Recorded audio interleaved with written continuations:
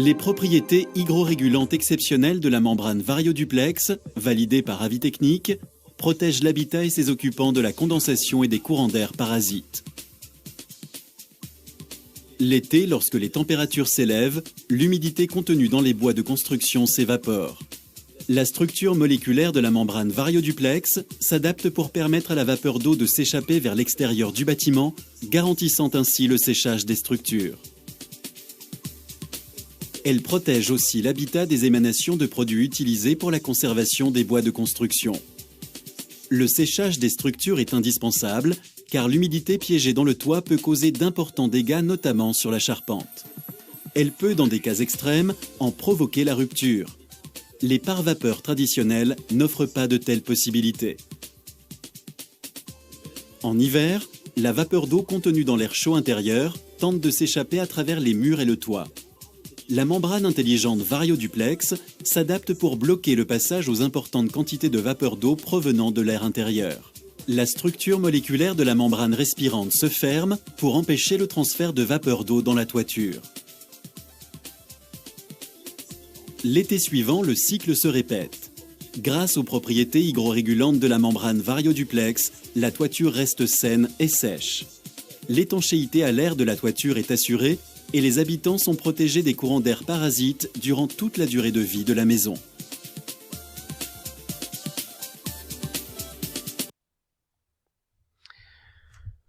Voilà, donc après je vous ai donné donc la description du produit. Donc ce qu'il faut retenir de cela, ce sont les caractéristiques. Donc on a surtout la résistance de diffusion à la vapeur d'eau qui varie entre 0,1 et 4 mètres. Voilà. Donc après, bon, tout ce qui va avec, mais c'est surtout ça, au fur et à mesure de l'évolution de la température, donc le produit va devenir par vapeur ou laisser passer la vapeur qui est contenue dans la charpente, de manière à ce qu'elle s'évacue à l'intérieur de la maison en été. Donc, très important, à savoir comment ça se passe, c'est-à-dire la qualité de pose, l'influence de la qualité de pose de l'isolant sur la performance thermique et sur les risques de condensation. Sans défaut de mise en œuvre, on a par exemple un E, un R, qui est dans notre cas, imaginons, on a une épaisseur de 140 mm d'isolant avec un lambda de 40, donc 0,14 divisé par 0,04, ça fait un R de l'isolant de 3,5 m² Kelvin par watt. S'il y a un défaut de pose, c'est-à-dire si ici on a mal posé à un endroit et on a laissé un jour de 1 mm, voilà. Donc là tout change. Et le R, il passe tout de suite de 3,5 divisé par 4,8, c'est-à-dire 0,73 m² Kelvin par watt. Ça n'a absolument plus rien à voir. Voilà, donc là c'est expliqué différemment.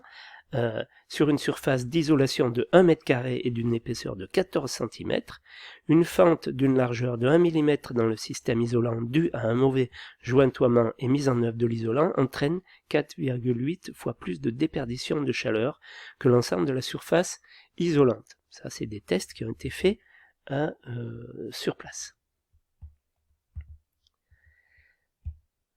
La condensation de l'humidité de l'air intérieur peut également se produire à l'intérieur des parois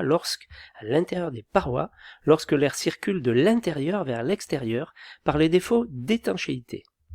Cette situation peut survenir dans les parois sous le vent, non exposées au vent.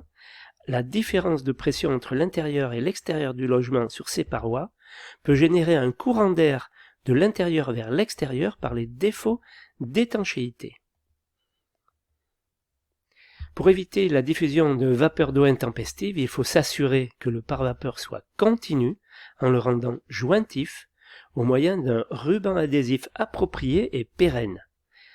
Exemple de composition d'isolation thermique, frein vapeur à l'intérieur, avec un mu-D de 30 mètres, une fente dans le frein vapeur, conditions aux limites, température plus 20, température extérieure moins 10, Pour éviter la diffusion de vapeur intempestive, il faut s'assurer que le pare-vapeur soit continu et jointif, sans la fente.